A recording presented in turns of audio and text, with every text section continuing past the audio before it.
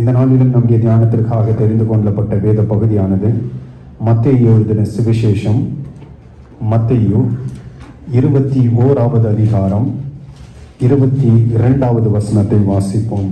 மத்தேயு 21, 22வது வசனத்தை நாம் வாசிக்கலாம். மேலும் நீங்கள் விசுவாசம் உள்ளவர்களாய் ஜெபத்திலே எவைகளை கேட்பீர்களோ அவைகளை எல்லாம் பெறுவீர்கள் என்றார். ஆண்டவராகிய கர்த்தர் இந்த இடத்துல இந்த வசனத்தில் இப்படியாய் சொல்லுகிறார், நீங்கள் விசுவாசம் உள்ளவர்களாய் ஜெபத்திலே எவைகளை கேட்பீர்களோ. அங்க ஆண்டவர் ஒரு இதுவே வைக்கல, எவைகளை கேட்பீர்களோ அவைகளை எல்லாம், நீங்கள் கேட்கிற எல்லாவற்றையும் என்ன செய்வீர்களாம், பெற்றுக்கொள்வீர்கள் என்று ஆண்டவர் சொல்லுகிறார்.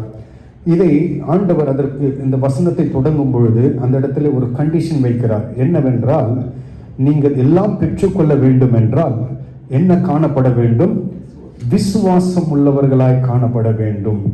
அப்ப நாம் இந்த நாளிலே தியானிக்க போகிற செய்தி என்னவென்றால், விசுவாசத்தின் ஜெபம். எப்படி ஒரு விசுவாச ஜெபம் ஆண்டவர் சொல்லுகிற அந்த வார்த்தையின்படி பதிலை கொண்டு வருகிறது என்பதை குறித்து தான் நாம் இந்த நாளிலே தியானிக்க போகிறோம். நீங்கள் பார்க்கும் பொழுது ஆவிக்குரிய வாழ்க்கையின் வெற்றிக்கு அடிப்படை என்னன்னு கேட்டீங்கன்னா 2 காரியங்கள். ஆவிக்குரிய வாழ்க்கையின் வெற்றியிலே ஒரு ஆவிக்குரிய, அதாவது பிள்ளை, ஒரு தேவனுடைய பிள்ளை ஆவிக்குரிய வாழ்க்கையில் அவன் வெற்றியாய் காணப்பட வேண்டும் என்றால் 2 காரியங்கள் அவனுக்குள் காணப்பட வேண்டும். முதலாவது விசுவாசம், 2வது ஜெபம். இந்த 2ம் ஒரு ஆவிக்குரிய பிள்ளையின் வாழ்க்கையில காணப்படும் என்றால் அவனுடைய வாழ்க்கை எப்படியாய் காணப்படும் என்றால் வெற்றி உள்ள ஒரு வாழ்க்கையாய் காணப்பட வேண்டும், வெற்றி உள்ள வாழ்க்கையாய் காணப்படும். இதுதான் ஆவிக்குரிய வாழ்க்கையின் வெற்றிக்கு மூலதனமாய் இருக்கிறது. இந்த விசுவாசமும் ஜெபமும் எப்படி என்று பார்க்கும் பொழுது அது ஒன்றோடு ஒன்று இணைக்கப்பட்டது. ஒரு நாணயத்திற்கு எப்படி 2 பக்கம் இருக்கிறதோ அது போலதான் விசுவாசமும் ஜெபமும். ஒரு நாணயத்துல ஒரு பக்கம் பிரிண்ட் ஆகியிருந்து இன்னொரு பக்கம் பிரிண்ட் ஆகல என்ன ஆகுது, செல்லா காசுன்னுவாங்க. அது ஒரு பிரயோஜனமும் இல்லை. அப்போ விசுவாச ஜெபமும் அப்படிதான். விசுவாசமும் இருக்க வேண்டும், கூட எண்ணமும் இருக்க வேண்டும், ஜெபமும் இருக்க வேண்டும். இது 2 ஒன்றோடு ஒன்று இணைக்கப்பட்டது, இது பிரிக்க முடியாதது. இப்படி ஜெபிக்கிற ஜெபம் தான் என்ன கொண்டு வருகிறது என்றால் பதிலை கொண்டு வரும். ஆமென்.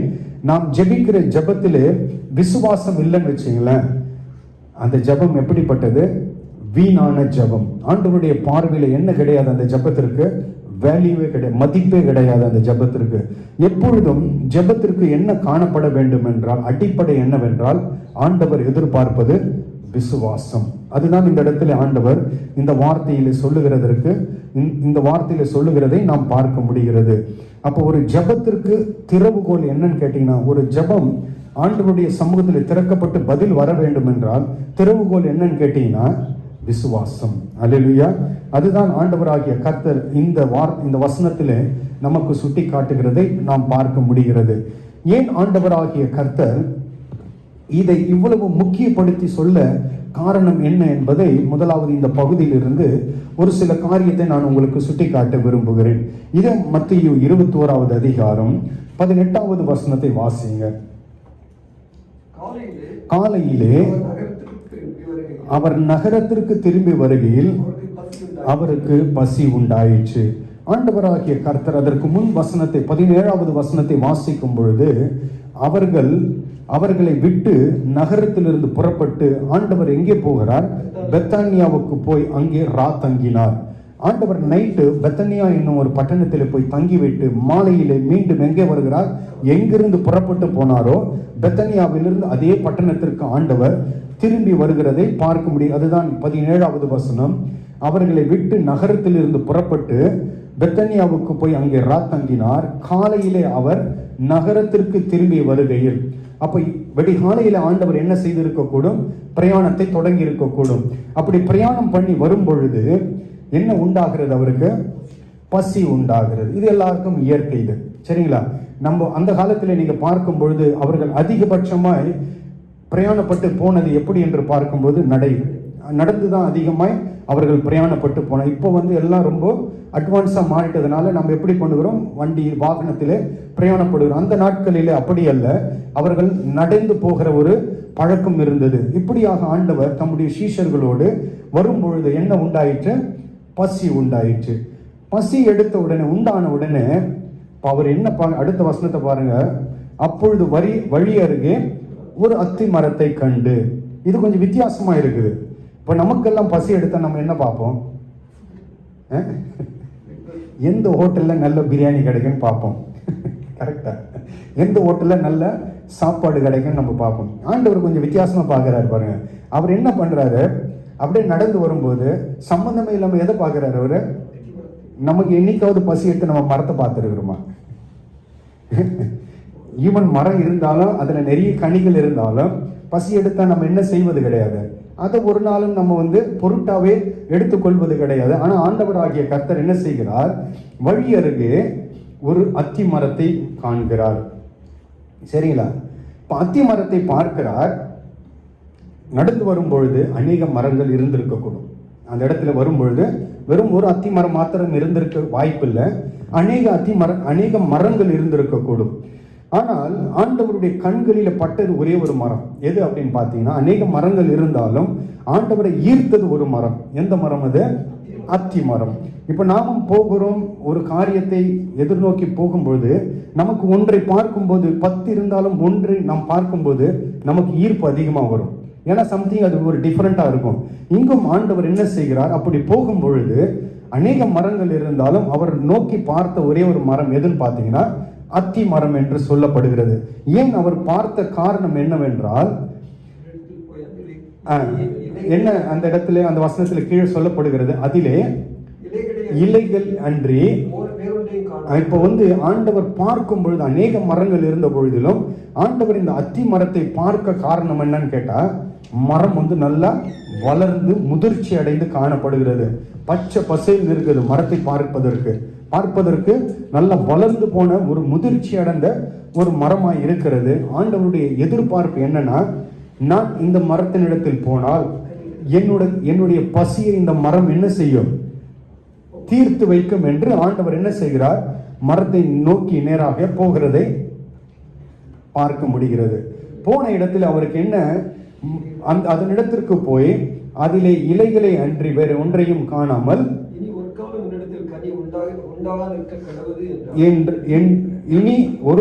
உன்னிடத்தில் கனி உண்டாகாது இருக்க கடவது என்றார். உடனே அத்தி மரம் பட்டு போயிற்று. இப்ப ஆண்டவர் தூரத்தில் இருந்து பார்த்த பொழுது அந்த மரம் செழுமையா இருந்தது. ஆண்டவர் ஒரு எதிர்பார்ப்போடு கிட்ட போயிட்டாரு. இப்போ எனக்கு பசி, இப்ப பசியில போறாரு. கிட்ட போனவொடனே அவர் எதிர்பார்ப்பு என்ன? போனா எனக்கு அந்த இடத்துல கிடைக்கும், என்னுடைய பசி ஆற்றப்பட்டு விடும், மாறி போகும் அப்படின்னு போன இடத்துல ஆண்டவருக்கு என்ன உண்டானது? ஏமாற்றம் உண்டானது. ஏமாற்றம் உண்டான உடனே என்ன பண்ணிட்டார்? ஆண்டவர் கோபப்பட்டுட்டார். உடனே என்ன செய்துட்டாரு? சபிச்சிட்டார். ஆண்டவருக்கு உடனே என்ன ஆகி போச்சு? கோபம் வந்துச்சு. நீ பார்க்கறதுக்கு இப்படி இருக்கிற, ஆனா நான் கிட்ட வந்தப்போ என்ன ஆனச்சு? நான் எதிர்பார்த்த என் பசியை தீர்க்க வேண்டிய அந்த கனி உன்னிடத்துல இல்லாமல் போனதினால் என்ன ஆயிடுச்சு? ஆண்டவருக்கு கோபம் வந்துச்சு. இப்ப நம்ம சங்கீதத்துல வாசித்தோம், கேட்டோம். ஆண்டவருக்கு பசி எடுத்தவொடனே எதை தேடினார்?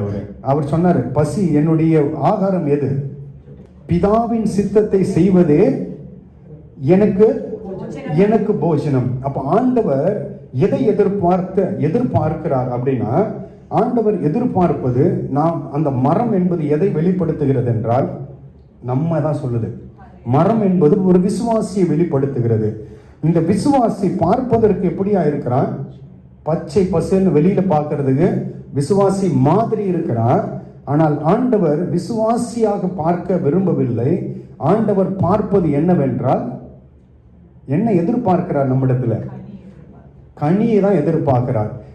நல்ல மரம் எப்படி, ஒரு மரம் நல்லது என்று நாம் எப்படி அறிந்து கொள்ள முடியும் என்றால், வெளியில இலையும் இதுவுமாய் இருப்பதினால் மாத்திரமல்ல, அந்த மரம் கனி கொடுக்க வேண்டும். நல்ல மரம் என்பதற்கு அடையாளமே என்னவென்றால் கனி. அந்த ஃப்ரூட்டை வச்சுதான் நம்ம என்ன முடிவு பண்ணுவோம்? இது நல்ல மரம். நம்ம சொல்றோம் பார்த்தீங்களா, இந்த தென்னங்கன்று வைக்கும் போது சொல்லுவாங்க, என்ன சொல்லுவாங்க? இதை நாட்டு மரம் வாங்க. இது வச்சீங்கன்னா நிறைய எது கொடுக்கும்? அதை தென்னை இது மாமரம் வைக்கும்போது நம்ம என்ன சொல்லுவோம், இந்த இதுவை வைக்கும் பொழுது அநேக இதெல்லாம் நம்ம பார்த்து பார்த்து செய்கிறோம். ஆண்டவரும் அப்படிதான் நம்மை பார்த்து பார்த்து என்ன செய்கிறார், கொண்டு வந்து எங்கே வைக்கிறார், சபைக்குள்ள. இது சபை என்பது எதற்கு அடையாளம், தோட்டத்திற்கு அடையாளம். தோட்டத்திற்குள்ள ஆண்டவர் நம்மை வைத்து பராமரிக்கிறார். சரிங்களா? பராமரிக்கிறார். எப்படி பராமரிப்பார்? கொத்த வேண்டிய நேரத்தில் கொத்துவார், உரமிட வேண்டிய நேரத்தில் உரமிடுவார், தண்ணி ஊற்ற வேண்டிய நேரத்தில் தண்ணி ஊற்றுவார். எல்லாம் ஆண்டவர் வேலி அடைத்து என்ன பண்ணுவார், ஒவ்வொருவரையும் பாதுகாத்து ஆண்டவர் என்ன செய்வார், பராமரித்து வருவார். சரிங்களா? இப்போ ஒரு காலத்தில் நாம் சிறு செடியாக நடப்பட்டு ஒரு காலம் வந்து பிற்பதாக எப்படி மாறிவிட்டது, இப்போ மரமாக வளர்ந்து விட்டது. ஏன்னா ஆண்டவருடைய பராமரிப்பு, பாதுகாப்பு, எல்லாம் போஷிப்பு எல்லாம் கொடுத்து ஆண்டவர் வளர்த்து விட்டார். இப்பொழுது என்ன ஆகிவிட்டு, நான் ரட்சிக்கப்பட்டு எத்தனை ஆண்டுகள் ஆகிவிட்டது, ஒரு 20 ஆண்டுகள் ஆகிவிட்டது. சரிங்களா? 20 ஆண்டு மரம் பெருசாகி போச்சு, பச்சை பசேல்னு இருக்கிறது. வெளியில பார்க்கறதுக்கு முதிர்ந்த விசுவாசியை போல நாம் காணப்படுகிறோம்.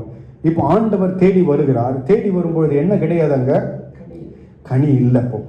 இப்போ ஆண்டவர் அடுத்தது என்ன பண்றாரு, இந்த மரத்தை பார்த்து ஒரே வார்த்தையில முடிச்சிட்டாரு. என்ன சொல்லிட்டாரு, இனி நீ ஒரு பிரயோஜனமும் கிடையாது. என்னன்ட்டாரு, இனி இந்த மரத்தினால ஒரு யூஸும் கிடையாது. இப்போ யோசித்து பாருங்க இந்த சம்பவத்தை. ஆண்டவர் போகிறார், அந்த மரம் வளர்ப்பதற்கு எவ்வளவு பிரயாசப்பட்டிருப்பாங்க. அதற்கு பின்பதாக வளர்ப்பதற்கு ஒரு மரம், நமக்கு தெரியல, எல்லார் வீட்லயும் நம்ம வந்து மரம் வளர்த்திருப்போம். ஒரு செடி வச்சு அது மரமாய் வளர்ந்து வருவதற்கு அதனுடைய பிரயாசம் நாம் பார்க்கும்போது அநேக பிரயாசங்கள் உண்டு. அதை நாம் பாதுகாத்து, அது ஏதாவது பூச்சி எதுவும் கெடுத்து விடக்கூடாது என்பதற்கு அநேக பராமரிப்பை செய்து நாம் என்ன செய்கிறோம், ஏன் அவ்வளவு பராமரிக்கிறோம்? நாம் ஒரு செடி வைத்து ஏன் பராமரிக்கிறோம்? முடிவில் நமக்கு என்ன, அதனால் ஒரு பலன் இருக்க வேண்டும். என்ன நமக்கு தேவைக்கு, நம்முடைய குடும்ப தேவைக்கு, அனுதின தேவைக்கு அது எது கொடுக்கும், கனி கொடுக்கும் என்ற ஒரு நம்பிக்கையில வைத்து நாம் செய்கிறோம். ஆனால் எல்லாம் நீங்க ஒரு பராமரிச்சு 10 வருஷம் கழிச்சு பார்க்கும்போது ஒண்ணுமே இல்லை. என்ன இருக்கும், திட்டுவோமா திட்ட மாட்டோமா? நம்ம இவ்வளோ நாம் பண்ண ஒரு யூஸும் கிடையாது. நம்ம என்ன பண்ணுவோம், போங்கி என்ன பண்ணுவோம், எட்டும் அதை வச்சு ஒரு பிரயோஜனமும் கிடையாதுன்ட்டு நம்ம மனுஷர்களே இப்படி செய்யறோம் போது ஆண்டவர் நம்ம எவ்வளவு பராமரித்து நடத்தி கொண்டு வருகிறார். நாம் ஏற்ற வேலையில கனிகளை கொடுக்கவில்லைன்னு வச்சுங்களேன், என்ன சொல்லிடுவாரு, ஒரே ஒரு வார்த்தை தான் சொல்லிட்டாருன்னா அதோட கதை முடிந்து போனது. இந்த இடத்துல நாம் வாசிக்கிறோம், ஆண்டவர் வந்து பார்த்தார், உன் குறிப்பிட்ட டைம் கொடுத்தாச்சு, அந்த குறிப்பிட்ட டைம்ல நீ என்ன பண்ணல, கனி கொடுக்கல, இனி உன் கனி எனக்கு தேவை கிடையாது. நீ ப்ராஸ்பர் ஆனாலும் நீ இது பண்ணாலும் யாருக்கு தேவை கிடையாது, எனக்கு தேவை. எனக்கு தேவை அந்த காலகட்டத்தில் நீ கனி கொடுக்க வேண்டும். எப்போ நான் எதிர்பார்க்கிற அந்த காலகட்டத்தில் நாம் என்ன செய்ய, ஆண்டவர் எதிர்பார்க்கிற காலகட்டத்தில் நாம் கனி கொடுக்கிறவர்களா இருக்க வேண்டும். இல்ல அந்த டைம் தாண்டி நாம் கொடுப்போம் அப்படின்னா அது ஆண்டவருக்கு தேவை கிடையாது. ஆண்டவர் என்ன சொல்லுகிறார், இப்பொழுது வந்து மரத்தை பார்த்து ஒரே ஒரு வார்த்தை சொல்லிட்டாரு, என்ன, இனி உன் கனி எனக்கு தேவை கிடையாது. அப்படின்னா என்ன அர்த்தம், நீயே எனக்கு வேண்டான்ற மாதிரி தான் அர்த்தம். அதனுடைய அர்த்தம் கனி தேவை கிடையாதுன்னா நீயே எனக்கு தேவை கிடையாதுன்னு அர்த்தம். ஆண்டவர் சொன்ன உடனே என்ன ஆயிடுச்சு, அந்த மரம், ஒரு மரம் பட்டு போனா எவ்வளவு நாள் ஆகும் தெரியுங்களா? இப்ப நீங்க மரத்தை வெட்டினா கூட அது திரும்ப வளரும். அது நீங்க வீட்டுல மரம் வச்சிருக்கீங்க, வெட்டினீங்கன்னா கூட என்ன ஆகுது, பட்டு எப்போ போகும் தெரியுங்களா? அது ஒண்ணு, அது மீன்ஸ் பட்டு போறதுன்னா என்ன, செத்து போயிடுச்சுன்னு அர்த்தம், அது வேரோட போயிடுச்சுன்னு அர்த்தம். அது எப்போ ஆண்டவர் ஒரு வார்த்தை சொன்னாரு உடனே நாய் போச்சு, அது பட்டு போயிடுச்சு. நீங்க பாருங்க அடுத்த வசனத்தை பாருங்க, 20வது வசனம். சீஷர்கள் அதை கண்டு இது அவங்களுக்கு ஒரு ஆச்சரியமாய் போச்சு. இது வந்து சாதகமே கிடையாது. ஆண்டவர் ஒரு வார்த்தை சொல்றாரு, சொன்ன உடனே நாய் போச்சு, மனம் கருகி போச்சு, அப்படியே பட்டு போச்சு. அப்படின்னா ஒரு செத்த மரம் எப்படி ஆயிடும், கருகி போன மாதிரி ஆயிடும். இதை பார்த்த உடனே சீஷர்களுக்கு ஷாக் ஆகி போச்சு, இது எப்படி சாத்தியம், இது எப்படி சாத்தியம். 20வது வருஷம் தான் சீஷர்கள் அதை கண்டு இந்த அத்தி மரம் எத்தனை சீக்கிரமாய் பட்டு போயிடுச்சு என்று சொல்லி ஆச்சரியப்பட்டார்கள். ஒரு விதத்துல அவர்களால் நம்ப முடியவில்லை, இன்னொரு பக்கம் அவர்களுக்கு ஆச்சரியம், இது எப்படி நடந்தது, எப்படி சாத்தியம் இது. ஆண்டவராகிய கர்த்தர் பேசினாரு, என்ன சொன்னாரு, உன் கனி எனக்கு இனி தேவையில்லை அப்படின்னாரு. என்ன ஆகி போச்சு? இது எப்படி சாத்தியம்? இப்ப நம்ம போய் அப்படி இவர்கள் என்ன ஒரு விதத்துல அவர்களுக்கு அது நம்ப முடியவில்லைன்னா விசுவாசிக்க முடியவில்லை. அது நடந்தது அவர்களால் என்ன செய்ய முடியல? விசுவாசிக்க முடியவில்லை. இன்னொரு பக்கம் அது எப்படியாய் காணப்படுகிறது என்றால் அவர்களுக்கு ஆச்சரியமாய் காணப்படுகிறது. இது எப்படி சாத்தியம் என்று அவர்களுக்குள்ளாய் ஒரு கேள்வியும் ஒரு நம்பிக்கை இல்லாத ஒரு காரியமும் காணப்படுகிறது. உடனே ஆண்டவர் என்ன சொல்லுகிறார்? இயேசு அவர்களை நோக்கி, இப்ப முதலாவது அவர்கள் வாழ்க்கையில ஏன் அந்த ஒரு கேள்வி வந்ததுன்னா அதற்கு காரணம் என்னன்னு கேட்டீங்கன்னா சந்தேகம்.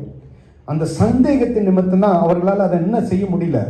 நம்ப முடியல. ஏன் அவங்க நம்ப முடியாம போயிட்டாங்க அப்படின்னா, இது எப்படி சாத்தியமானது? இந்த கேள்வி அவர்களுக்குள் எப்படி வந்தது என்றால் அவர்களுக்குள்ள என்ன கிடையாது? அவர்களுக்குள்ள சந்தேகம் முதலாவது இருந்தது. இரண்டாவது அவர்களுக்குள்ள என்ன கிடையாது? விசுவாசம் கிடையாது. முதல்ல சந்தேகம் கூட, என்ன விசுவாசமும் கிடையாது. இந்த அத்தி மரத்திற்கு நீங்கள் செய்தது நீங்கள் செய்வதும் அல்லாமல் இந்த மலையை பார்த்து என்று சொன்னால் ஆகும், என்று சொன்னாலும் அப்படியே ஆகும் என்று மெய்யாகவே உங்களுக்கு சொல்லுகிறேன் என்றார். ஆண்டவர் அவர்களை பார்த்து சொல்லுகிறார், அந்த ஆச்சரியத்திற்கும் அவர்கள் அந்த பட்டு போயிற்று என்று அந்த அத்தி மரத்தை கண்டு சீக்கிரமாய் பட்டு போயிற்று என்று சொல்லி ஆச்சரியப்பட்டார்கள். பாத்தியா? அதற்கு ஆண்டவர் சொல்லுகிற காரியம் என்னன்னு பாத்தீங்கன்னா 21வது வசனத்துல பார்க்கிறோம், நீங்கள் சந்தேகப்படாமல் விசுவாசம் உள்ளவர்களாய் இருந்தால் எப்படின்ட்டு ஆண்டவர் சொல்லுகிறார். அவர்கள் எதை சந்தேகப்பட்டார்கள்? எதை விசுவாசிக்கவில்லை? அது மிகவும் முக்கியம். அது எதை சந்தேகப்பட்டார்கள், எதை விசுவாசிக்கவில்லை. இப்ப ஆண்டவர் அந்த இடத்துல செய்த காரியம் என்னன்னு கேட்டீங்கன்னா பேசினாரு. அவருடைய வார்த்தை வந்தது. அங்க என்ன சொன்னாரு? கனி எனக்கு. அப்ப ஆண்டவருடைய வார்த்தை அவர்கள் என்ன செய்யவில்லை? சந்தேகப்பட்டார்கள். ஆண்டவருடைய வார்த்தை அங்க சந்தேகப்படுகிறார்கள். இன்னொன்று, அது எப்படி சாத்தியமாச்சு? அது உடனே இமிடியேட்டா நடந்தது. அது யாருனால தான் பண்ண முடியும்? மனுஷனால முடியாது. அது யாருனால தான் முடியும்? ஏதோ ஒரு அப்பாற்பட்ட மனுஷருக்கு அப்பாற்பட்ட ஒரு சக்தி தான் என்ன செய்ய முடியும்? அதை செய்ய முடியும். அப்ப யார் தான் அதை செய்ய முடியும்? ஆண்டவரால் மாத்திரம்தான் அது செய்ய முடியும். அப்ப முதலாவது அவர்கள் சந்தேகப்பட்டது என்னவென்றால் வார்த்தையை சந்தேகப்பட்டார்கள். இரண்டாவது, அவர் ஆண்டவர் என்பதை அவர்கள் என்ன செய்யவில்லை? விசுவாசிக்கவில்லை. முதலாவது என்ன வந்தது அவர்களுக்கு? வார்த்தையை சந்தேகப்பட்ட. ஆண்டவருடைய வார்த்தை வந்தவுடனே தான் பட்டு போச்சு. அந்த வார்த்தையை அவர்கள் விசுவாசிக்கவில்லை, சந்தேகப்பட்டார்கள். இரண்டாவது, ஆண்டவரே அவர்தான் ஆண்டவர் என்று அவர்கள் விசுவாசிக்கவில்லை. என் வார்த்தையை நீங்கள் சந்தேகப்படாமல் நான் தான் ஆண்டவர் என்பதை நீங்கள் விசுவாசித்தீர்களானால் இந்த அத்தி மரத்திற்கு செய்ததை நீங்கள் செய்வதும் அல்லாமல் அதை காட்டிலும் பெரிய காரியங்களை நீங்கள் செய்வீர்கள் என்று ஆண்டவர் சொல்லுகிறார். எதை காட்டிலும்? அது ஒரு மரம் பட்டு போச்சு இல்ல, அதல்ல, இந்த உங்களுக்கு முன்பதாக நிற்கிற அந்த மலையை பார்த்து நீ பெயர்ந்து சமுத்திரத்தில் தள்ளுண்டு போ என்று சொன்னாலும் அப்படியே ஆகும் என்று ஆண்டவர் ஒரு உதாரணத்தை சொல்லுகிறார். அப்ப நாம் என்ன செய்ய வேண்டும்? ஜெபிக்கிற நாம் முதலாவது வார்த்தையை விசுவாசிக்க வேண்டும். எதை விசுவாசிக்க வேண்டும்? ஆண்டவருடைய வார்த்தையை விசுவாசிக்க வேண்டும். இரண்டாவது, கொடுத்த ஆண்டவரையும் நாம் என்ன செய்ய வேண்டும்? விசுவாசிக்க. வார்த்தையை சந்தேகப்படாமல் நம்பணும். அப்படியே வார்த்தை சொல்லுதுன்னா கண்ணு மூடி நம்பணும். இது ஆகுனா ஆண்டவரே இது ஆகும். நான் அப்படி கண்மூடிதனமாக யார் நம்புகிறார்களோ, இதை கொடுத்த ஆண்டவர் யார் என்பதை விசுவாசிக்கிறார்களோ அவர்கள் மலையை பார்த்து பெயர்ந்து தள்ளுண்டு சமுத்திரத்தில் போனாலும் அது என்ன ஆகுமா? போகும் என்று ஆண்டவர் சொல்லுகிறார். அல்லேலூயா. இந்த இடத்துல சொல்லிவிட்டு 22வது வசனத்தை வாசிங்க. இப்ப சொல்லிவிட்டு அதுக்கப்புறம் சொல்றார், மேலும் நீங்கள் விசுவாசம் உள்ளவர்களாய் ஜெபத்திலே எவைகளை கேட்பீர்களோ அவைகளை எல்லாம் பெறுவீர்கள் என்ற ஒரு உதாரணத்தை சொல்லி ஆண்டவர் என்ன சொல்லிவிட்டார்? நீங்கள் எப்படி கேட்டால் எப்படி உங்களுக்கு கிடைக்கும், பதில் கிடைக்கும் என்று ஆண்டவர் அந்த சம்பவத்தில் சொன்னதை பார்க்க முடியும். நான் உங்களுக்கு ஒரு 4 சம்பவம் வேதத்தில் இந்த விசுவாசத்தின் அடிப்படையில் எப்படி ஜெபத்திற்கு பதிலை கிடைத்தது என்று சுருக்கமாக நான் உங்களோடு பகிர்ந்து கொள்ள விரும்புகிறேன். என்னோடு சேர்ந்து திருப்பிக் கொள்ளுங்கள். மத்தேயு 8வது அதிகாரம் 1 முதல் 4 வரை உள்ள வசனத்தை வாசிப்போம். அவர் மலையிலிருந்து இறங்கின பொழுது திரளான ஜனங்கள் அவருக்கு பின் சென்றார்கள். அப்பொழுது குஷ்டரோகி ஒருவன் வந்து அவரை பணிந்து, ஆண்டவரே, உமக்கு சித்தமானால் என்னை சுத்தமாக்க உம்மால் ஆகும் என்றான். இந்த இடத்துல நாம் பார்க்கிறோம், ஆண்டவர் அந்த 3 அதிகாரத்திலும் மலையின் மீது பிரசங்கம் செய்துவிட்டு, மலை பிரசங்கத்தை முடித்துவிட்டு ஆண்டவர் இப்ப எங்க வராரு? மலையிலிருந்து கீழே இறங்கி வருகிறார். பட்டணத்திற்கு நேராய் மலையிலிருந்து கீழே வருகிறார். வருகிற பொழுது திரளான ஜனங்கள் என்ன பண்றாங்க? மலை மேல பிரசங்கம் கேட்ட அந்த ஜனங்கள் அவரை பின்தொடர்ந்து அப்படியே அவர் கூடவே வராங்க. வரும்பொழுது 2வது வசனம் சொல்லுகிறது, அப்பொழுது குஷ்டரோகி ஒருவன் வந்து அவரை பணிந்து. இந்த குஷ்டரோகி எங்கிருந்து வந்தான்? நீங்க வேதத்தில் பார்க்கும் பொழுது இந்த மலை வந்து எங்க இருக்கும்? பட்டணத்தை விட்டு வெளியில இருக்கும், பட்டணத்தை விட்டு தூரமா இருக்கும். இந்த இடத்துல ஏன் குஷ்டரோகி வருகிறான் என்றால், மலை மீது இருந்து ஆண்டவர் கீழே வருகிறார். இறங்கி வந்த உடனே அந்த இடத்துல முதலாவது அவரை சந்திப்பது யார்? கீழே இருந்து சந்திப்பது யார் என்றால் இந்த குஷ்டரோகி சந்திக்கிறான். நீங்கள் பார்க்கும் பொழுது பழைய ஏற்பாட்டு பிரமாணத்தில் யாருக்கெல்லாம் குஷ்டரோகம் இருக்கிறதோ, லெப்ரசி, அவங்களாம் எங்க தெரியுங்களா வைப்பாங்க? ஊருக்கு விட்டு வெளியில ஒதுக்கி வைப்பாங்க. எங்க வைப்பாங்க? ஊரை விட்டு வெளியில ஒதுங்கி இருக்க வேண்டும். ஏன் அப்படின்னா, இது வந்து ஒரு தொற்று வியாதி. இது அந்த காலகட்டத்தில் இதை அந்த குஷ்டரோகம் பிடித்தவர்கள் என்ன செய்யக்கூடாது? பொதுவாக இப்படி ஜனங்கள் மத்தியில் கலக்கக்கூடாது. கலந்தால் என்ன ஆகிறது? மற்றவர்களும் என்ன ஆவார்கள்? அவர்கள் நிமித்தம் தீட்டுப்பட்டு போவார்கள். இவர்களை ஆண்டவர், அதாவது பிரமாணம், நியாய பிரமாணம் வேறுபடுத்துகிறது. இவர்கள் தீட்டுள்ளவர்கள். இவர்கள் எங்கேதான் இருக்கணும்? ஊரை விட்டு வெளியிலே ஒதுக்குப்புறமான இடத்துல தான் இவர்கள் இருக்க வேண்டும். அதனால தான் ஆண்டவராகிய இயேசு கிறிஸ்து மலையிலிருந்து இறங்கினவன ஃபர்ஸ்ட் யாரை மீட் பண்றாரு? அது ஊருக்கு வெளியில இருக்கிறபடினால் முதலாவது சந்திப்பது குஷ்டரோகி. இந்த குஷ்டரோகி என்ன பண்ணுகிறான்? இப்போ ஆண்டவரிடத்துல வருகிறான். ஒருவன், அவன் பேரெல்லாம் இங்க இடத்துல எழுதப்படவில்லை. அவன் வந்து என்ன பண்ணுகிறான்? ஆண்டவரை பணிந்து, ஆண்டவரே, உமக்கு சித்தமானால் ஆகும் என்றான். இவனிடத்தில் நாம் கற்றுக்கொள்ள வேண்டிய ஒரு பாடம் என்னன்னு கேட்டீங்கன்னா, இவன் குஷ்டரோகியாய் இருந்தாலும் இவனுக்கு ஆண்டவராகிய இயேசு கிறிஸ்து ஆண்டவர் என்பதை அறிந்திருக்கிறான். ஆண்டவராகிய, அதாவது இயேசு கிறிஸ்துவை ஆண்டவர் என்பதை அவன் என்ன செய்திருக்கிறான்? அறிந்திருக்க. அந்த அறிவு அவனுக்கு இருக்கிறது. யாருக்கு? குஷ்டரோகிக்கு தெரிந்திருக்கிறது, இவர்தான் ஆண்டவர். இவரிடத்துல போன என்ன கிடைக்கும்? சுகம் கிடைக்கும். அதை இவன் அறிந்தபடினால் இப்ப என்ன பண்றான்? யாரை நோக்கி ஓடுறான்? இயேசுவை நோக்கி ஓடி வருகிறதை நாம் பார்க்க முடிகிறது. வந்து அவன் என்ன சொல்லுகிறான்? அவன் என்ன 2வது வசனத்தை வாசிங்க.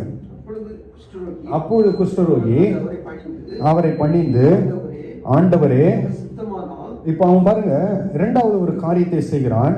முதலாவது அவன் ஆண்டவரிடத்தில் வந்தான். ஏன் அவன் ஆண்டவரிடத்தில் வந்தான் என்றால், அவனுக்கு என்ன உண்டாயிருந்தது? ஆண்டவர் மீது ஒரு விசுவாசம் இருந்தது. ஆமென். இப்போ பொதுவாக நீங்க எடுத்து பாருங்க, இப்ப நமக்கு ஒரு வியாதி இருந்துச்சுன்னா நம்ம என்ன பண்ணுவோம்? ஊர்ல இருக்கிற பெஸ்ட் டாக்டர் நெட்ல தேடுவோம். யாரு அந்த ஸ்பெஷாலிட்டியில இருக்கிறாங்கன்ட்டு. இயற்கை இப்படி தானே, இது சாதாரணமா எல்லாரும் பண்ற இதுதான். யாரு பெஸ்ட் டாக்டர் நம்ம என்ன பண்ணுவோம்? தேடுவோம். ஆனா நேரா இயேசுவின் இடத்துல வந்துட்டு இப்போ என்ன பண்றான்? அவருடைய பாதத்தில் விழுந்தான். காலில விழுந்து அவரை என்ன செய்கிறான்? பணிந்து கொள்ளுகிறான். அவன் என்ன பண்ணுகிறான்? உடனே வந்து ஆண்டவருடைய பாதத்தில் விழுந்து, நீங்க ஆண்டவரிடத்தில் வந்தவொடனே நம்ம என்ன செய்கிறோம்? ஃபர்ஸ்ட் இப்போ வந்தோம், நம்ம காலையில ஆராதனைக்கு வந்தோடனே ஃபர்ஸ்ட் நம்ம என்ன செய்தோம்? ஆராதித்தோம். நம்ம என்ன செய்தோம்? முதலில் இப்போ எல்லாம் அதுக்கப்புறம் ஒரு ஸ்டேஜா நம்ம பண்ணாலும், நம்ம ஒரு ஆராதனையை, ஒரு சர்வீஸை எப்படி தொடங்குகிறோம்? நம்ம ஆராதனையோடு நாம் தொடங்குகிறோம். இவன் பண்ணா அதே பேட்டர்ன்ல இவன் என்ன பண்ணா? வந்தான், ஃபர்ஸ்ட் ஆண்டவருடைய பாதத்தில் விழுந்து என்ன சொன்னா? ஃபர்ஸ்ட் அவன் ஆராதித்தான், ஆண்டவருடைய பாதத்திலே பணிந்து. அதனால் அதனுடைய அர்த்தம் என்னன்னா, அது சாஸ்தாங்கமாய் சொல்லப்பட்டது. ஆண்டவருடைய பாதத்திலே விழுந்து ஆண்டவரை தொழுது கொண்டான், அதனுடைய அர்த்தம். சொல்லி பணிந்து கொண்டு விட்டு அடுத்தது சொல்றான், ஆண்டவரே உமக்கு சித்தமானால் என்னை சுத்தமாக்க உம்மால் ஆகும் என்று சொல்லுகிறான். இப்போ அவன் என்ன பண்ணுகிறான்? ஆண்டவரிடத்துல பேசுகிறான். இப்போ அவன் வந்தான், பணிந்து கொண்டான். அடுத்தது அவன் என்ன பண்ணியிருக்கணும்? கேட்டிருக்கணும் ஆண்டவர்கிட்ட. அவன் என்ன பண்றான்? தன்னுடைய விசுவாசத்தை வெளிப்படுத்துகிறான். ஆண்டவரிடத்துல வந்து என்ன பண்ணுகிறான்? அவனுக்குள் இருந்த அந்த விசுவாசத்தை ஆண்டவரோடு பேசுகிறான். என்ன சொல்லுகிறான் அவன்? உமக்கு சித்தமானால் என்னை சுத்தமாக்க உம்மால் ஆகும். அவனுக்கு எவ்வளவு ஒரு நம்பிக்கை இருக்குது பாத்தீங்களா? ஆண்டவரே, இது உம்மால் மாத்திரம் தான் ஆகும். யாருனாலதான் ஆகும்? உம்மால மாத்திரம் இந்த வியாதியை குணமாக்க முடியும். இது அவனுக்குள் இருந்த ஒரு விசுவாசம். அந்த விசுவாசத்தை அவன் எப்படி சொல்லுகிறான்? ஆண்டவரிடத்துல போய் டைரக்டா சொல்றான், ஆண்டவரே உமக்கு சித்தமானால் என்னை சுத்தமாக்க உம்மால் ஆகும். ஆண்டவரே, நீர் மாத்திரமே அந்த அதிகாரத்தை உடைய ஆண்டவர், உம்மால் மாத்திரமே அதை செய்ய முடியும் என்று அவன் ஆண்டவரிடத்துல போய் அந்த விசுவாசத்தை நேரடியாக ஆண்டவரிடத்தில் பார்த்து சொல்லுகிறான். அந்த விசுவாசத்தை கேட்ட ஆண்டவர் என்ன செய்கிறார்? இயேசு தமது கையை நீட்டி எனக்கு சித்தம் உண்டு, எனக்கு சித்தம் உண்டு, சுத்தமாகு என்றார். உடனே குஷ்டரோகம் சுத்தமானான். அல்லேலூயா. இப்ப பாருங்க, அவன் விசுவாசித்து யாரிடத்துல வந்தான்? ஆண்டவரிடத்துல வந்தான். அவனுக்கு விசுவாசம் இருந்தது, ஆதலால் ஆண்டவரிடத்துல வந்தான். இப்போ அந்த விசுவாசத்தை பார்த்தே பேசுகிறான். இப்ப அவரிடத்துல என்ன செய்கிறான்? தன்னுடைய விசுவாசத்தை வெளிப்படுத்துகிறான். வந்து அவரிடத்துல சொல்லுகிறான், என்னை சுத்தமாக்கு என்றான். உடனே அவன் என்ன ஆச்சு? அவன் எந்த விசுவாசத்தின் அடிப்படையில பேசினானோ அதே விசுவாசத்தின் அடிப்படையில தான் ஆண்டவர் அவனுக்கு என்ன பண்றாரு? பதிலை கொடுக்கிறாருங்க. அவன் எப்படி பேசினானோ அதே அடிப்படையில் ஆண்டவர் என்ன செய்கிறார்? எனக்கு சித்தம் உண்டு. அவன் வார்த்தையின் அடிப்படையில ஆண்டவர் என்ன செய்கிறார்? அவனுக்கு பதிலை கொடுக்கிறார். எனக்கு சித்தம் உண்டு, சுத்தமாகு என்றார். உடனே குஷ்டரோகம் நீங்கி அவன் சுத்தமானான். அந்த 3வது வசனத்தின் தொடக்கத்திலே நாம் பார்க்கும்போது, இயேசு தமது கையை நீட்டி ஆண்டவர் தொற்றிருக்க கூடாது. ஆண்டவர் வந்து அவனை என்ன செய்திருக்க கூடாது? பிரமாணத்தின்படி ஒருவன் அதாவது ஒரு குஷ்டரோகியை யாரு தொடக்கூடாது? யாருமே தொடக்கூடாது. அப்படி தொட்டுட்டாங்கன்னா என்ன ஆகுனா, நியாய பிரமாணம் என்ன சொல்லுகிறதுனா அவன் வந்து தீட்டுப்பட்டு போவான். ஆண்டவர் என்ன பண்ணுகிறார்? அவனை தொட்டு சுகமாக்குறான். அவன் கேட்டான், உடனே என்ன பண்றார்? கை நீட்டிட்டார். ஏன்னா அவனுடைய விசுவாசம் அப்படி. அந்த விசுவாசத்தை பார்த்த உடனே ஆண்டவர் என்ன பார்க்கல? அவனுக்கு குஷ்டரோகம் அதெல்லாம் பார்க்கல. நீட்டி தன்னுடைய கையை நீட்டி அவனை தொட்டு சுத்தமாக அப்படின்ட்டாரு. அவன் என்ன ஆகிவிட்டான்?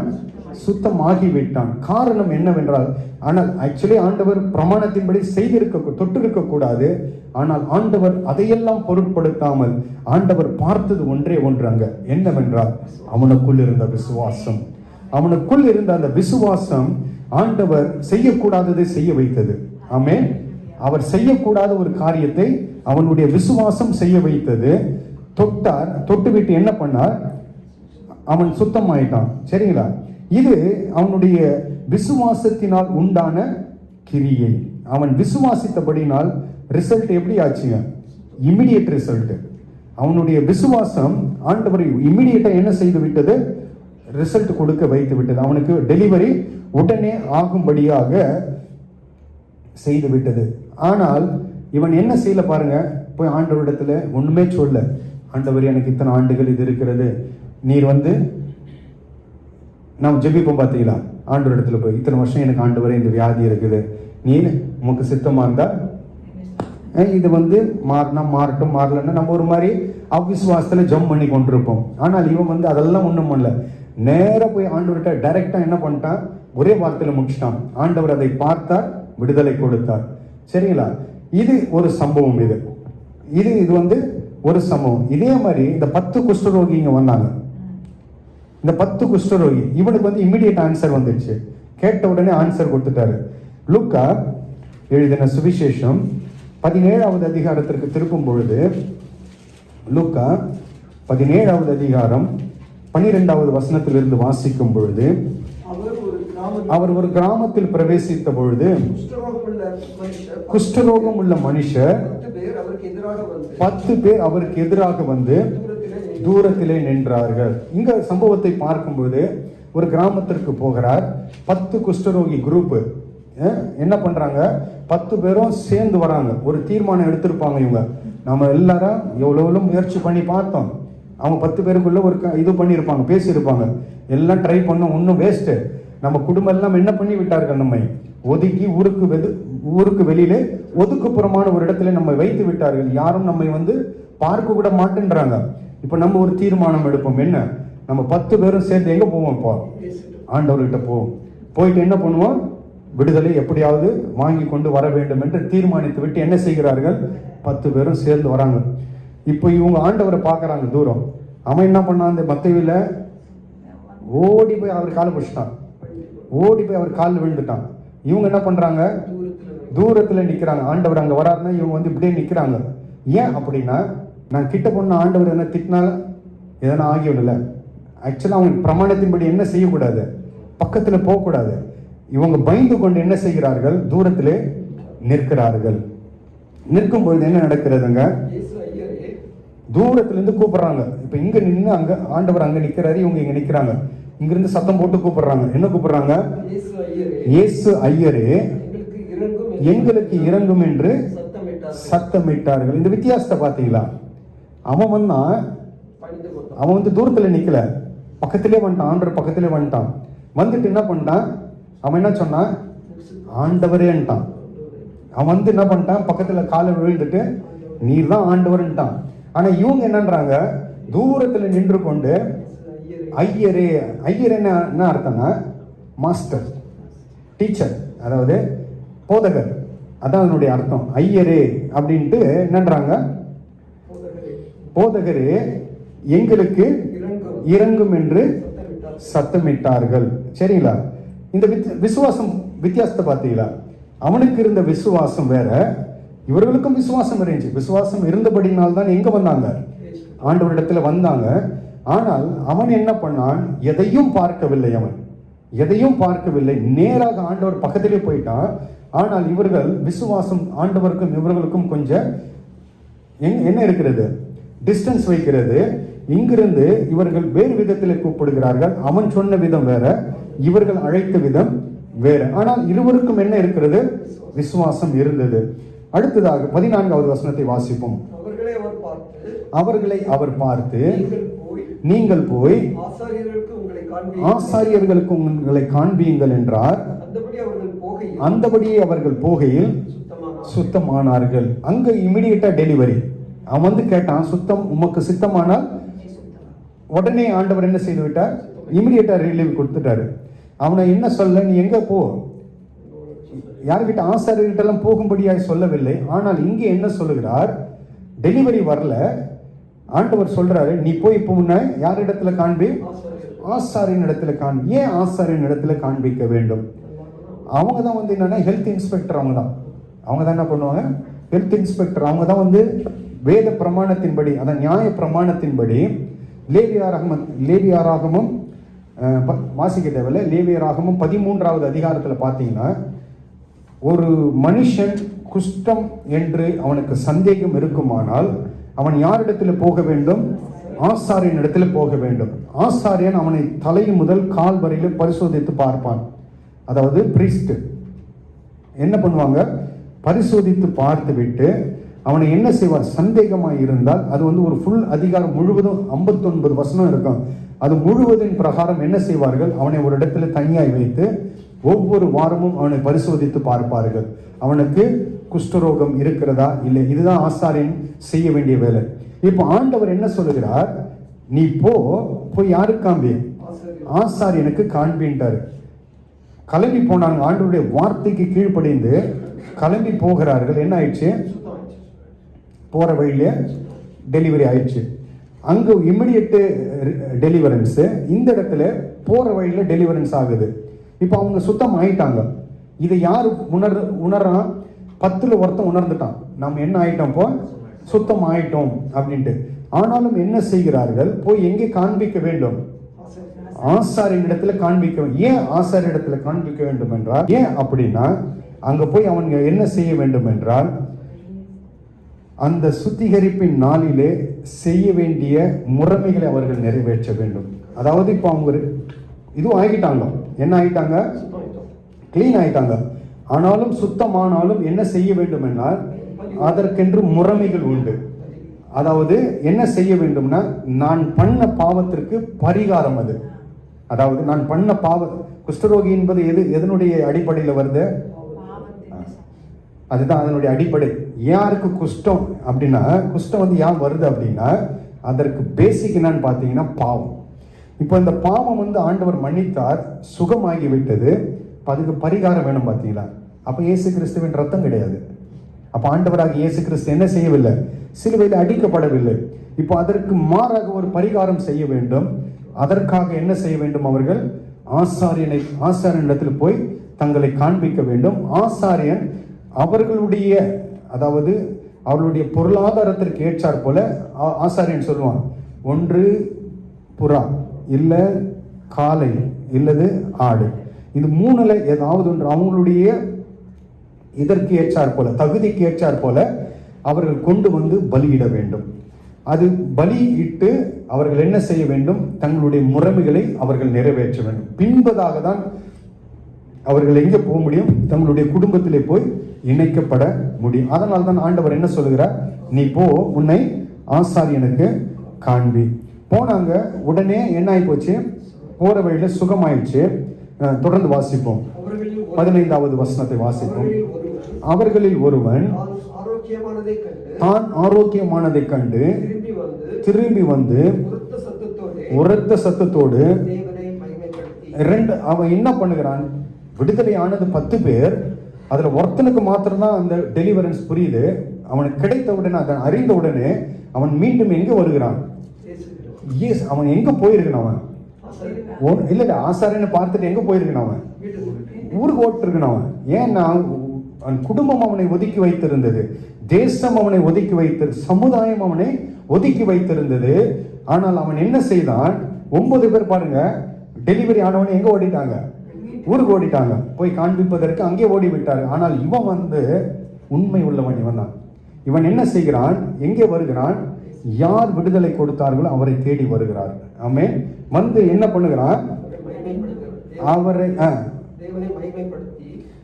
திரும்பி வந்து உரத்த சத்தத்தோடு தேவனை, இப்போ அவன் என்ன செய்கிறான்? அவரை ஆராதிக்கிறான். அந்த குஷ்டரோகி என்ன பண்ணான்? ஃபர்ஸ்டே அதை செஞ்சுட்டான். அவன் ஃபர்ஸ்டே அதை செய்துட்டான். ஆண்டவர் பார்த்தார் அவன் விசுவாசத்தை, உடனே டெலிவரி கொடுத்துட்டார். இப்போ இவனுக்கு என்ன ஆகுது? டெலிவரி கிடைச்ச உடனே தான் இவன் கண் திறக்கப்பட்டது. இவன் இப்பொழுது அறிந்து கொண்டான், இவர் தான் ஆண்டவர், அல்லது அவர் தான் விடுதலை கொடுக்கிறவர் என்று அறிந்து அவன் என்ன பண்ணுகிறான்? வந்து தன்னுடைய விசுவாசத்தை வெளிப்படுத்துகிறான். இதெல்லாம் அவன் ஃபர்ஸ்டே செஞ்சான். அந்த குஷ்டரோகி டெலிவரிக்கு முன்னாடி அவன் செஞ்சான். இவன் டெலிவரன்ஸ் ஆனதுக்கு அப்புறம் இவன் அதெல்லாம் செய்யறான். விழுந்து ஸ்தோத்திரம் செலுத்தினான். அவன் யாருமா? சமாரியன், புறஜாதியான், சமாரியனாய் இருந்தான். அப்பொழுது இயேசு, சுத்தமானவர்கள் 10 பேர் அல்லவா? ஆண்டவர் கேட்கிறாரு. அந்த அவன் என்னன்னா டெலிவரி ஆனா அங்கேதான் இருந்தான். மத்தேயுல வாஸ்தவன். இங்க ஆண்டவர் என்னன்னாரு? நீ போ, காண்பித்து திரும்பி வாங்கலாம் சொல்ல, காண்பி தான் சொன்னாரு. ஆனா இவன் என்ன பண்ணான்? விசுவாசத்தோடு ஆண்டவரிடத்துல திரும்பி வந்தான். 9 பேர் அப்படியே போயிட்டாங்க. இப்ப ஆண்டவர் அந்த ஒருத்தனை பார்த்து கேட்கிறாரு, மற்ற 9 பேர் எங்கே போனாங்க அப்படின்னு. 18வது வசனம் என்ன சொல்லுகிறது? தேவனை மகிமைப்படுத்துகிறதற்கு இந்த அந்நியனே ஒழிய திரும்பி வர காணோமே என்று சொல்லி அவனை நோக்கி, நீ எழுந்து போ, உன் விசுவாசம் உன்னை ரட்சித்தது என்றார். அல்லேலூயா. இப்ப பாருங்க, இப்ப ஆண்டவர் கேட்கிறார், 10 பேருக்கு நான் டெலிவரன்ஸ் கொடுத்தேன்னு, 9 பேர் எங்க போனாங்க அப்படின்னு சொல்லிவிட்டு ஆண்டவர் என்ன சொல்லுகிறார்? தேவனை மகிமைப்படுத்துவதற்கு இந்த அந்நியனை ஒழிய வேறு ஒருவனும் திரும்பி வர. அப்ப ஆண்டவர் பாருங்க, ஒருத்தருக்கு டெலிவரி கொடுக்கிறார்னா, ஒரு வாழ்க்கையில விடுதலை கொடுக்கிறார்னா, அவருடைய எக்ஸ்பெக்டேஷன் என்னவென்றால் ஆண்டவரை நாம் ஆராதிக்க வேண்டும். அல்லேலூயா. பாவத்திலிருந்து குஷ்டரோகம் என்பது ஒரு அடையாளமாக சொல்லப்பட்டது. நாமும் ஒரு காலத்தில் எப்படிதான் இருந்தோம்? குஷ்டரோகிகளாக தான் இருந்தோம். குஷ்டத்தில் பிடிக்க பாவிகளாக இருந்தோம். இந்த பாவத்திலிருந்து ஆண்டவர் நமக்கு என்ன கொடுத்தார்? விடுதலை கொடுத்தார். விடுதலை கொடுத்த ஆண்டவர் நம்மிடத்துல எதிர்பார்ப்பது ஒரே ஒரு காரியம் மாத்திரமே. என்னன்னா, அவரை நாம் தொழுது கொள்ள வேண்டும். அல்லேலூயா. அவரை நாம் ஆராதிக்க வேண்டும். இந்த இடத்துல நாம் அவரை ஆராதிக்க வரவில்லை என்றால், ஆண்டவர் பாருங்க எனக்கு எதிர்பார்த்து கொண்டிருக்கிறார். 10 பேர் வர வேண்டியமல்ல, என்னை ஆராதிக்க எத்தனை பேர் வந்திருக்கணும்? இத்தனை பேருக்கு நான் ரட்சிப்பை கொடுத்தேன்னு. இவர்கள் எங்கே? மீதமுள்ள ஜனங்கள் எங்கே போனார்கள்? இந்த இடத்துல ஆண்டவர் எப்பொழுதும் விடுதலை கொடுத்த உடனே அவருடைய எக்ஸ்பெக்டேஷன் ஒன்று இருக்கிறது. அந்த எக்ஸ்பெக்டேஷனை நாம் என்ன செய்ய வேண்டும்? நிறைவேற்றுகிறவர்களாய் நாம் காணப்பட வேண்டும். ஆமென். அப்புறம் இவனை பார்த்து 19வது வசனத்திலே சொல்லுகிறார், அவனை நோக்கி நீ எழுந்து. அதுவரையிலும் அவன் என்னதான் பண்றான்? அவன் ஆண்டவருடைய காலை பிடிச்சு ஆராதித்துக் கொண்டே இருக்கிறான். ஏன் அப்படின்னா, அவன் ஒருத்தனா அதை உணர்ந்தான். ஆண்டவர் என்ன விடுதலை என் வாழ்க்கையில கொடுத்தார், நான் எப்படியாப்பட்ட வாழ்க்கையை வாழ்ந்து கொண்டிருந்தேன், இந்த ஒரு கேவலமான வாழ்க்கையிலிருந்து ஆண்டவர் எனக்கு விடுதலை. ஊரே அவனை என்ன செய்து வைத்திருந்தது? ஒதுக்கி வைத்திருந்தது. குடும்பம் அவனை ஒதுக்கி வைத்திருந்தது. யாரும் அவனை பார்க்க வரவில்லை. ஆனால் விடுதலை கொடுத்தது யாரு? ஆண்டவர். ஆமென். குடும்பத்தை எல்லாம் விட்டுட்டான், பிள்ளைகளை விட்டு விட்டான், உற்றார் உறவினரை விட்டான். எனக்கு ஆண்டவர் மாத்திரம் போதும் என்று அவன் என்ன பண்ணான்? ஆண்டவருடைய பாதத்தை உறுதியாய். இதுதான் அன்புங்க. இதுதான் நம் ஆண்டவர் மீது செலுத்துகிற அன்பு. ஏன் அப்படின்னா, நம்முடைய பழைய வாழ்க்கை நாம் திரும்பி பார்க்கும் பொழுது அப்போ நமக்கு உணரும், எந்த இடத்திலிருந்து ஆண்டவர் என்னை இந்த இடத்திற்கு கொண்டு வந்தார், எப்படி இருந்த என்னை ஆண்டவர் எந்த நிலைக்கு இப்பொழுது உயர்த்தி இருக்கிறார் என்பதை நாம் அறிந்து கொண்டோமானால் நாம் என்ன செய்ய முடியாது? அவரை ஆராதிக்காமல் இருக்கவே முடியாது. அல்லேலூயா. இப்ப ஆண்டவர் அவனை பார்த்து சொல்ற, நீ எழுந்து போ, உன் விசுவாசம் உனக்கு என்ன செய்தது? பதிலை கொண்டு வந்தது, உன்னை ரட்சித்தது என்று சொல்லி அவனை அனுப்புகிறார். இந்த 2 சம்பவத்திற்கும் வித்தியாசம் என்னவென்றால், அவன் என்ன செய்தான்? உடனே எல்லாவற்றையும் முன்பதாகவே, விடுதலைக்கு முன்பதாகவே அவன் என்ன செய்து விட்டான்?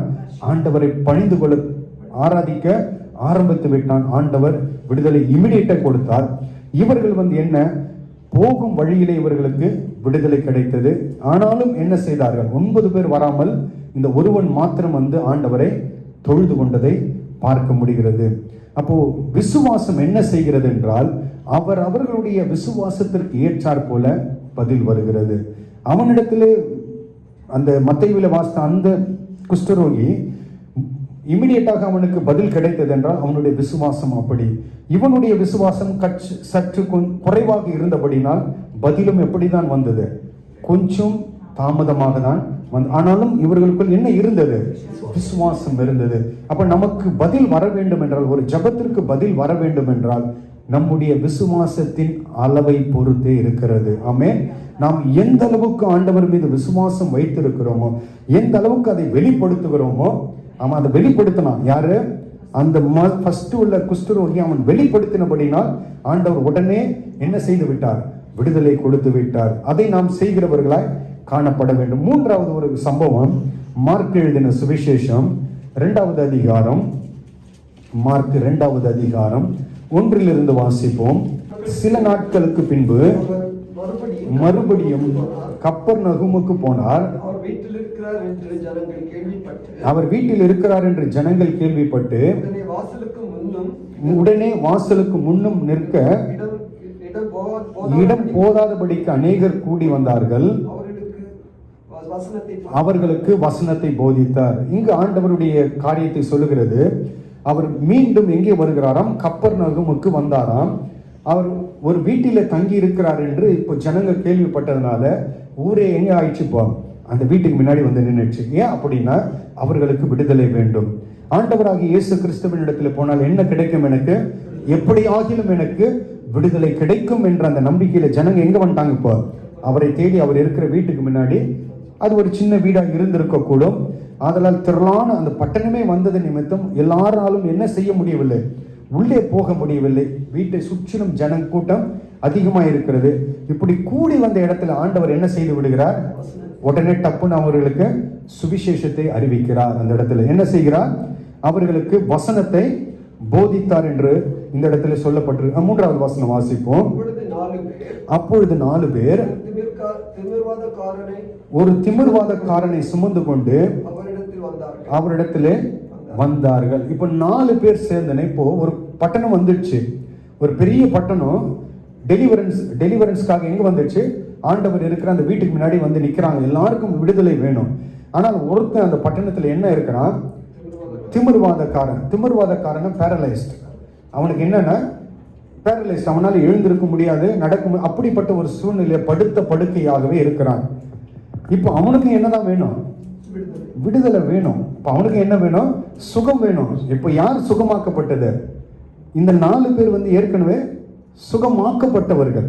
இந்த 4 பேர் ஏற்கனவே விடுதலை ஆக்கப்பட்டவர்கள். இவர்கள் என்ன பண்ணுகிறார்கள்? பட்டணத்தை ஒரு சுற்றி ஒரு ரவுண்ட் வராங்க. இப்போ வரும்போது யாராகிலும் ஆண்டவராகிய இயேசு கிறிஸ்துவின் இடத்துல இன்னும் அதாவது விடுதலை பெறாமல் இருக்கிறார்களே என்று பார்க்க வந்த பொழுது ஒரு வீட்டிலே பார்க்கிறார்கள். ஒருவன் படுத்த படுக்கையாக இருக்கிறான். இப்ப 4 பேர் என்ன பண்றாங்க?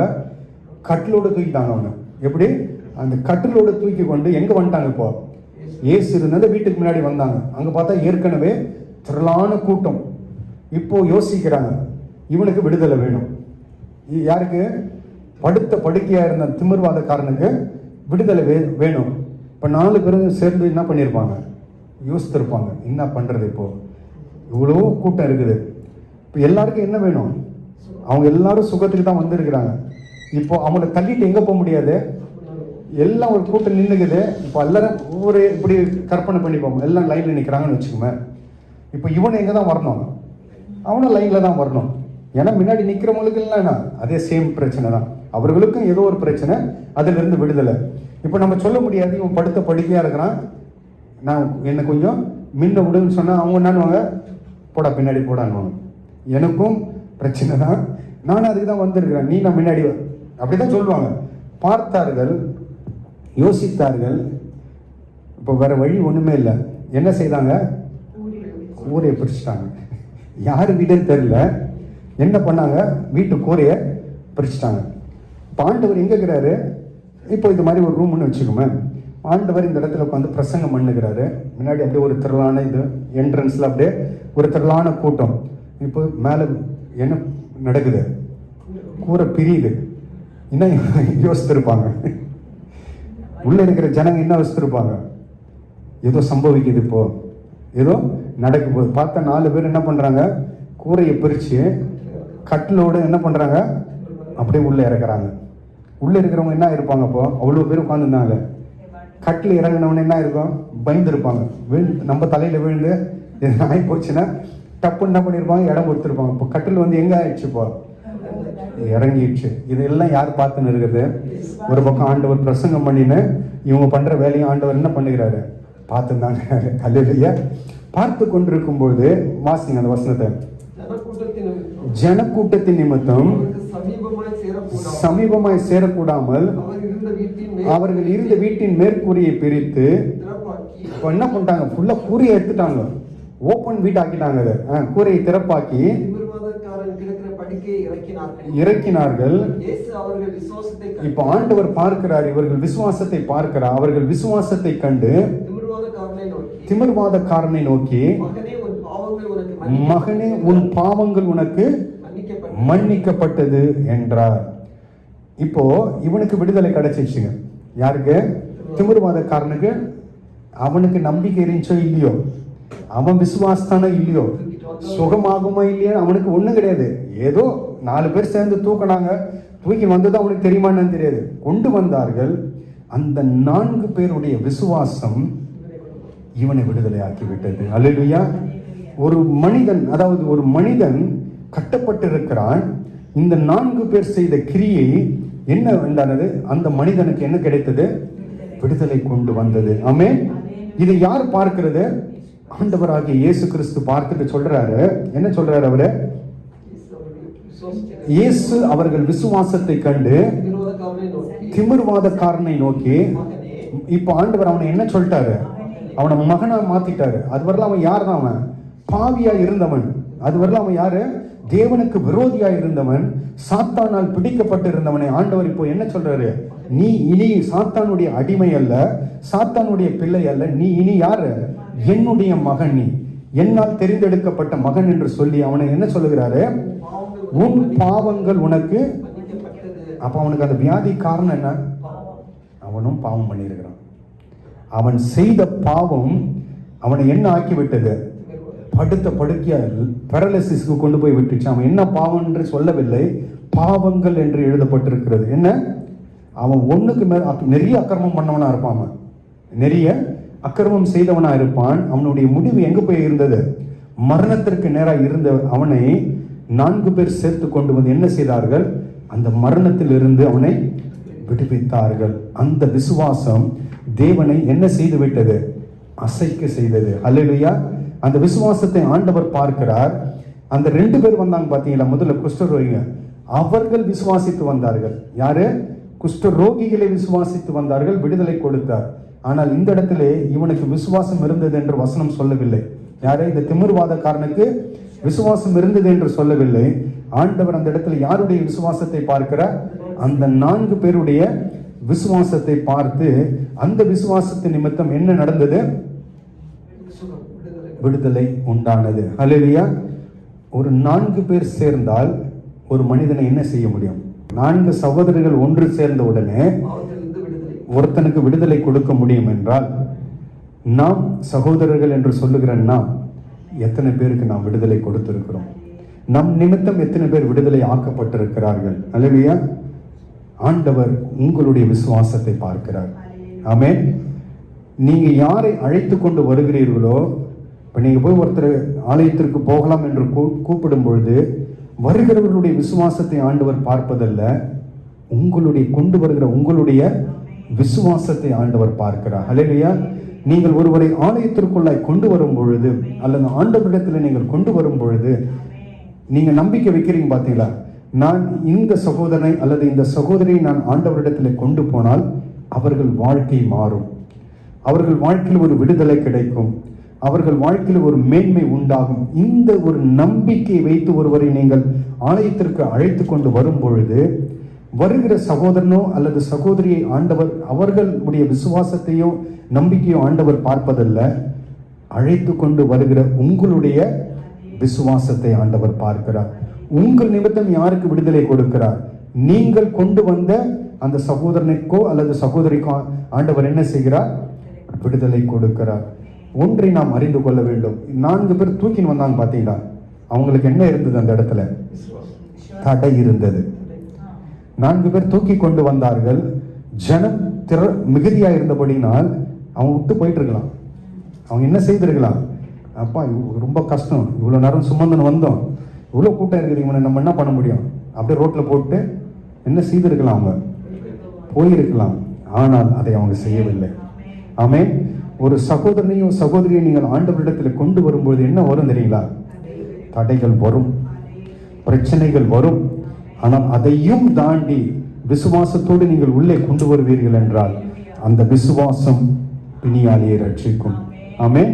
அந்த விசுவாசம் தான் என்ன செய்யும்? அந்த கட்டப்பட்டிருக்கிற வியாதியில இருக்கிற அவர்களை என்ன செய்யும்? விடுதலைக்கு நேராய் கொண்டு வரும். ஆமென். இவனிடத்திலே நாம் பார்க்கிறது என்னவென்றால், இந்த 4 பேர் இடத்துல நாம் பார்க்கிறது என்னவென்றால், இவன் எப்படி விசுவாசத்தை வெளிப்படுத்தினான் என்றால் கிரியையிலே வெளிப்படுத்தினான். அவன் போய் ஆண்டவர்கிட்ட ஒண்ணுமே, ஏதாவது கான்வர்சேஷனே கிடையாதுங்க. ஆண்டவருக்கும் இந்த 4 பேருக்கும் என்ன கிடையாதுங்க? ஒரு கான்வர்சேஷனும் கிடையாது.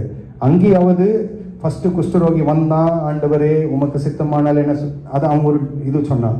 2வது என்னன்னா, ஐயரே என்ன சொன்னான்? விடுதலை ஆக்கும் அப்படின்ட்டு அவன் ஒரு இது பண்ணான். ஆனால் இந்த இடத்துல நீங்கள் பார்க்கும் பொழுது இவர்கள் பேசினதாக ஒன்றுமே கிடையாது. ஆண்டவரிடத்துல பேசினதாக ஒன்றுமே வேதம் எழுதவில்லை. இவர்கள் அதை எப்படி செய்தார்கள்? செயலிலே காண்பித்தார்கள். விசுவாசத்தை எப்படி காமிச்சாங்க?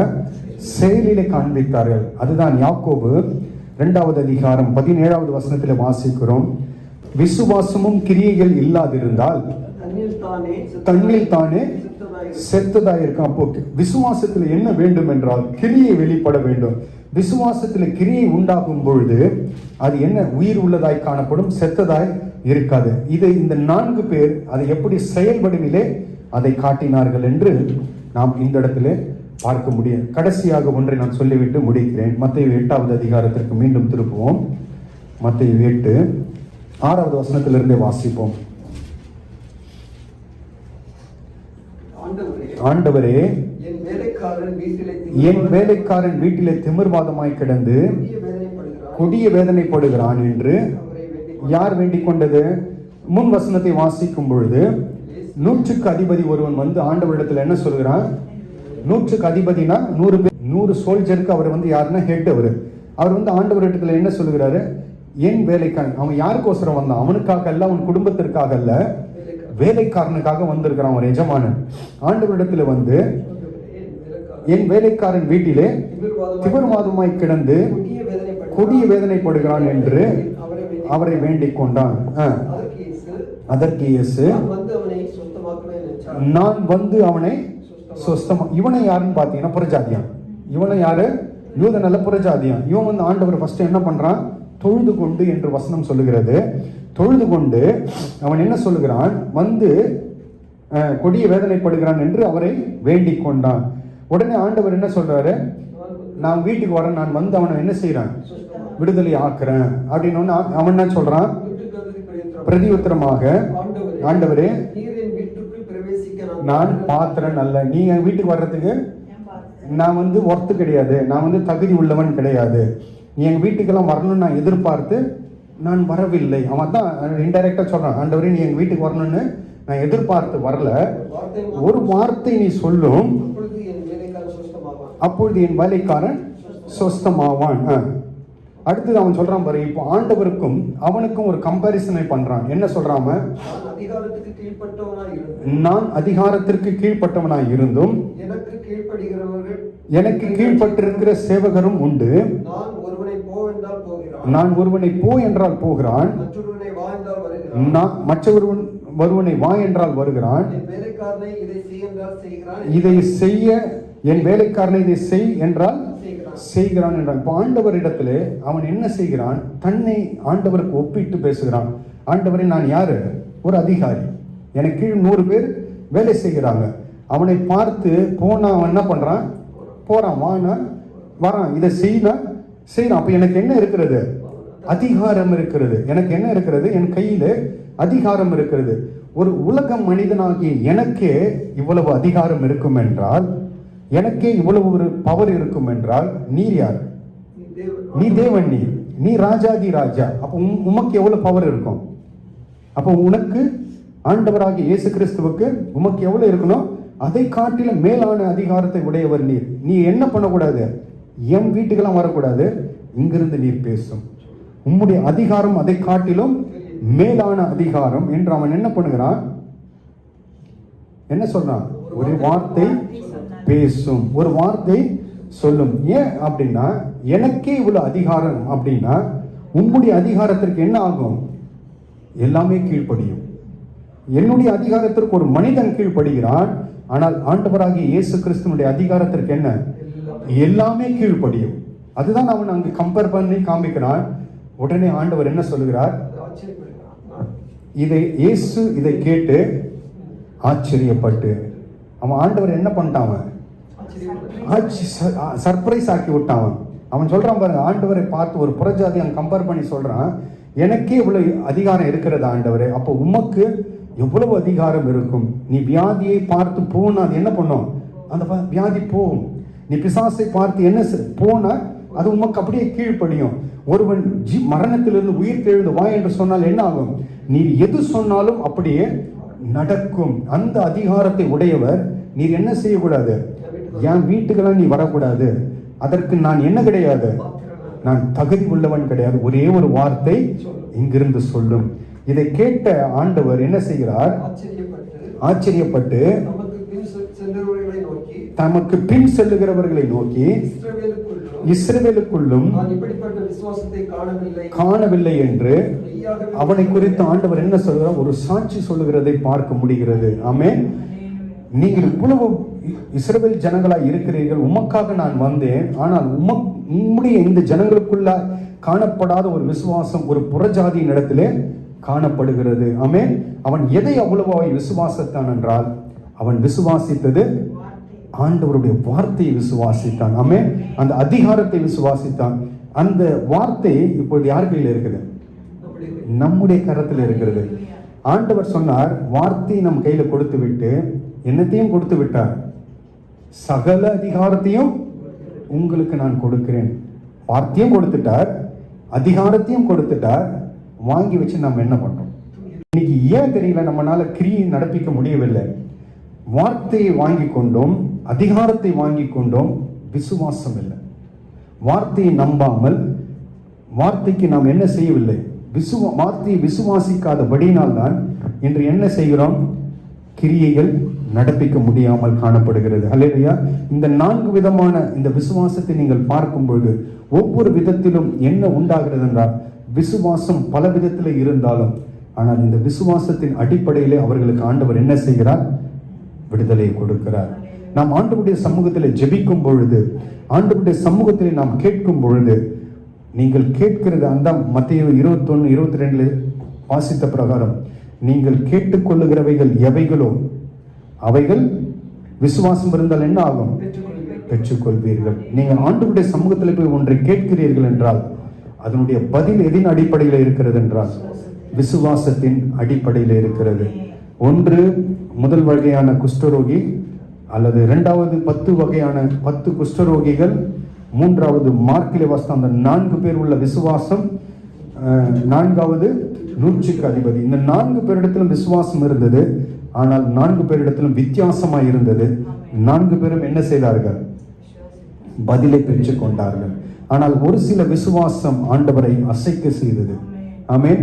நம்முடைய ஜெபம் எப்படிப்பட்டதாய் இருக்கிறது? நீங்கள் ஜெபிக்கிற ஜெபம் எதின் அடிப்படையில் இருக்கிறது?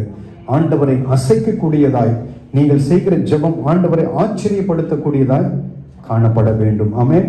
அதான் ஆண்டவர் மார்த்தாளை பார்த்து சொன்ன, இன்னும் நிறைய சம்பவம் இருக்குது. நீங்க விசுவாசம் எடுத்து பேசணும்னா மார்த்தாளை குறித்து பேசலாம். இன்னும் ஒரு சம்பவம் இருக்கிறது. இன்னும் 3 சம்பவம் இருக்கிறது. அதை வைத்து நாம் பேச முடியும். ஆண்டவர் மார்த்தாளை பார்த்து சொன்னார். என்ன சொன்னார்? மார்த்தாளே, மார்த்தாளே, நீ விசுவாசித்தால் தேவனுடைய மகிமையை காண்பாய். ஏன் அப்ப நம்ம தேவனுடைய மகிமையை காணாமல் இருக்கிறோம் என்றால் காரணம் விசுவாசம். அப்ப நாம் செய்கிற ஜெபம் எதின் அடிப்படையில் இருக்க வேண்டும்? விசுவாசத்தின் அடிப்படையில் இருக்க வேண்டும். அந்த அடிப்படையில் நாம் ஜெபிக்கும் பொழுது, ஆண்டவரை நோக்கி கேட்கும் பொழுது, நிச்சயமாகவே ஆண்டவர் நமக்கு பதிலை கொடுப்பாராக.